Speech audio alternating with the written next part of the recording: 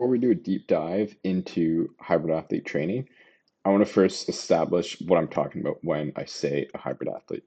So, to me, a hybrid athlete is someone who is confident in multiple domains of fitness.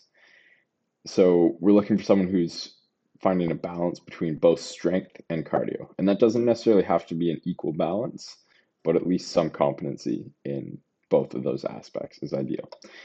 And to be clear, like when I say cardio, that doesn't necessarily have to be running. I know that's sort of the current most popular form of cardio that a lot of people are seeing on social media, but there's plenty of different aspects to cardio that are great beyond that. Cycling, swimming, just to name a few, are also quite popular in their own right as well.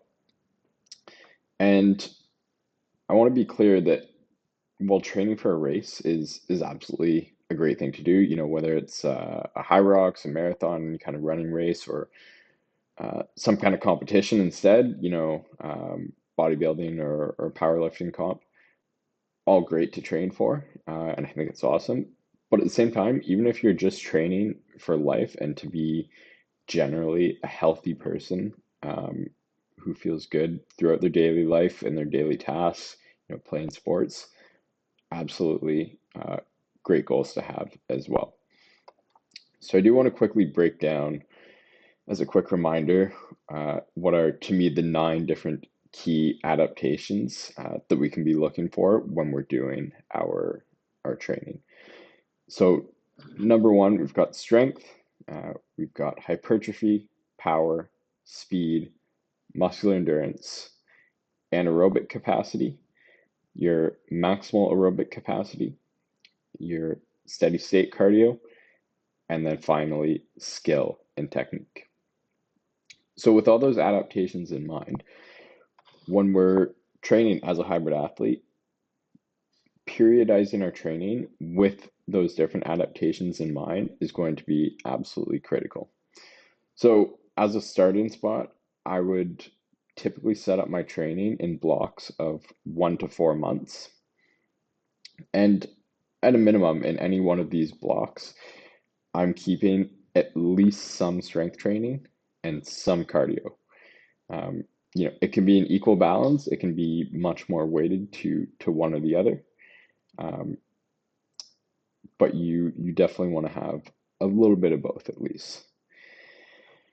With that being said, going back to the 9 different adaptations, during these blocks of 1 to 4 months, you can work on all of these different adaptations.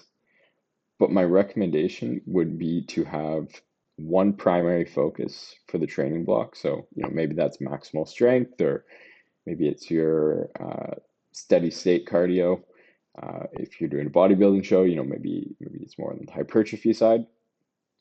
And then beyond that, you can have one, maybe two secondary focuses, and then everything else should be at maintenance, or it could be not included. So, you don't necessarily need to have anaerobic, maximal aerobic, muscular endurance, and steady state training all in your program at the same time. To me, those would be the 4 different forms of cardio training. You don't necessarily need to have all of them at the same time. Finally, one more important thing.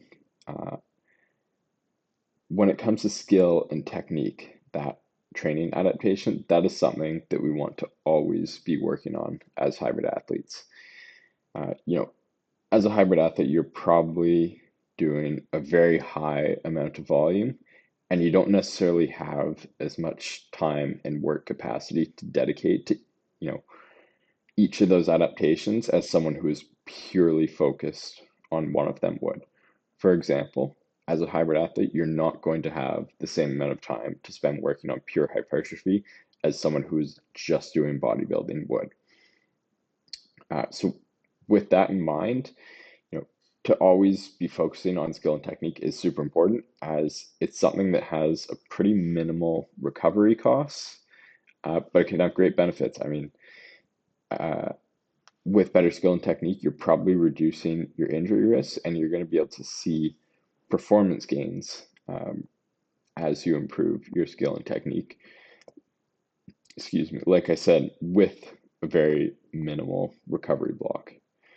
So I want to lay out a couple examples of what these different 1 to 4 month training blocks could look like. So as you know, a very simple one, if you wanted to focus on mainly pure strength for a while, so thinking like 1 rep max, whether you've got a PR you want to hit, or you're training for powerlifting competition, whatever it is, then a lot of your strength training workouts would be based around that, and you would still be able to work in other forms of the different adaptations. So you could work in cardio around that, but as you're going through that block, you want your strength workouts to be the priority.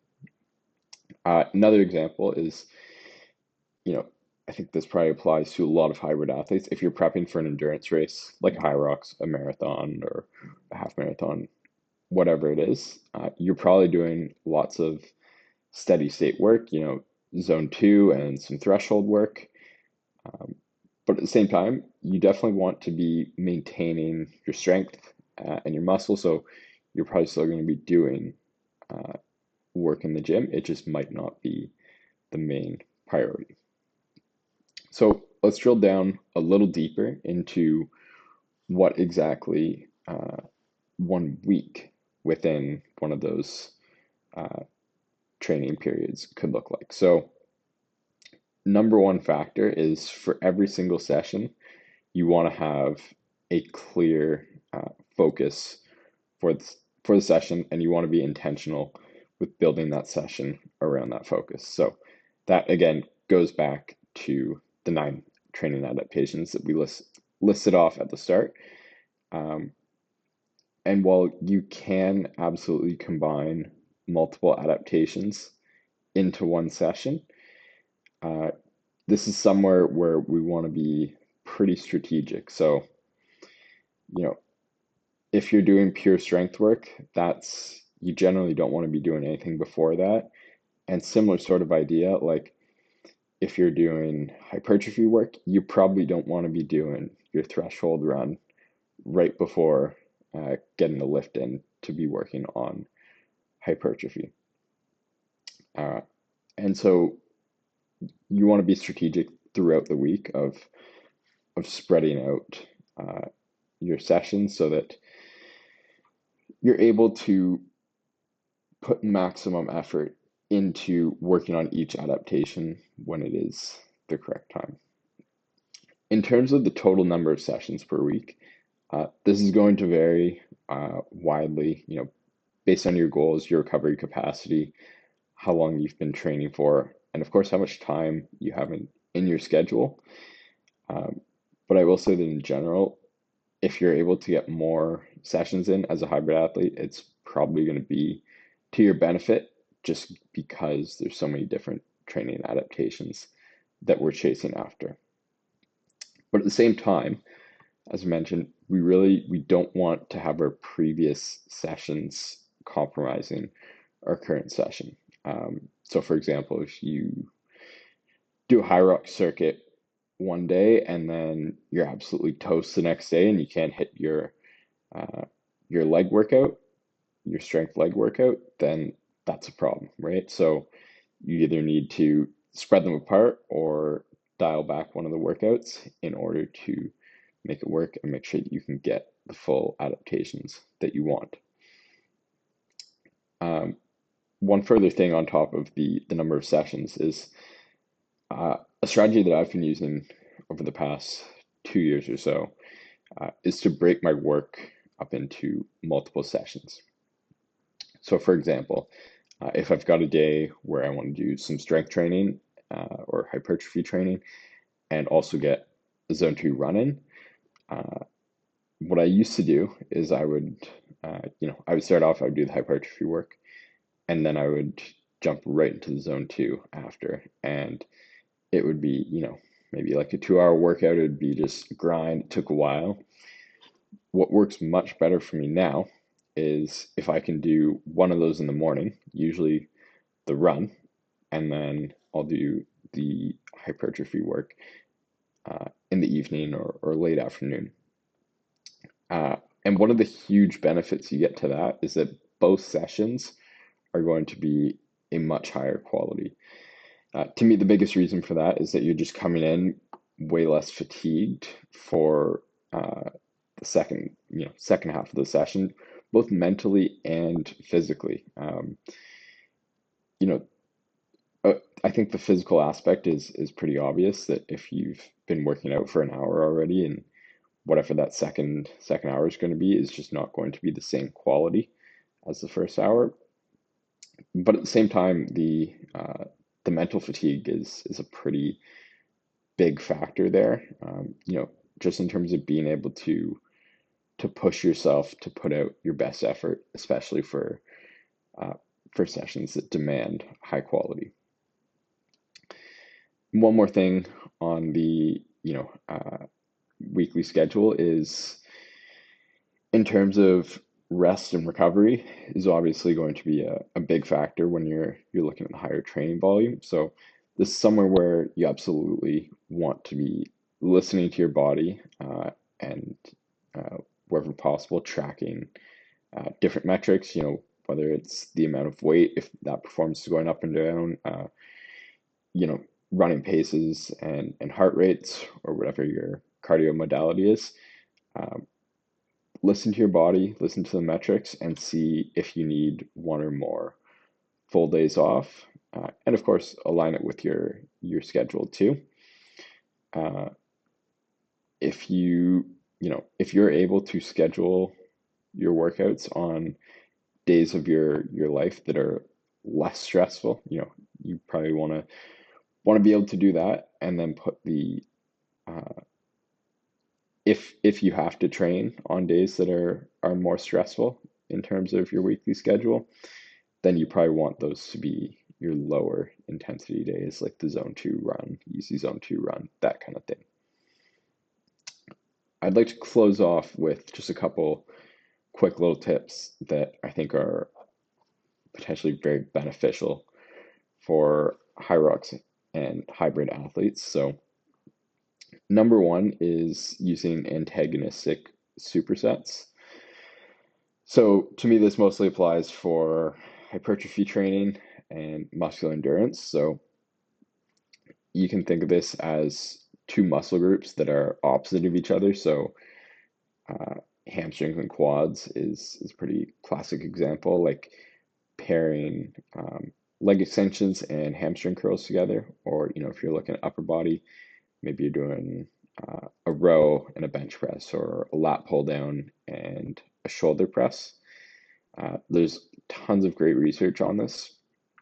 Of course, one of the key benefits is that you're able to save a ton of time on your workout, uh, and you're also going to be challenging your cardio, which is an awesome benefit. As a hybrid athlete, you'll probably be seeing some adaptation from that as well. But the general structure of one of these supersets, we'll go with the leg extension hamstring curl example here, would be, you start off with your set of leg extensions, and then maybe you take, 15, 30 seconds in between, uh, at the end of your hamstring curl, and then you dive right into the leg extensions and do your set there. And then at that point, I'd typically take about a minute or so rest. I'll go for, a pretty short rest uh, between the first and second exercise. And then after I'm done the second exercise, a little bit of longer rest. But when you do it that way, you're able to get definitely much more time efficient workout. More work into a shorter period of time is generally going to be very beneficial for hybrid athletes. And second tip on a somewhat similar note is that uh, circuits to me are one of the best tools for hybrid athletes in terms of being able to challenge multiple adaptations at the same time, even if you're not training specifically for a Hyrox or some kind of competition or race that is a bit of a circuit style. Uh, these are great. You know, generally you're looking at some muscular endurance and then likely some sort of steady state cardio. Um, and there's a lot of ways to mix and match different exercises and cardio modalities in here. I've got a previous video where I covered circuits in a little bit more detail, but they're absolutely a great way to push yourself. With all that being said, if you're looking for help building a training program as a hybrid athlete and you want something that will break your training down into these multiple different periods where you've got a primary focus, you can check out my app, Hybrid Strength Fitness. It'll build your program for you based on your needs, your goals, and your schedules, and it will propel you to the best fitness of your life.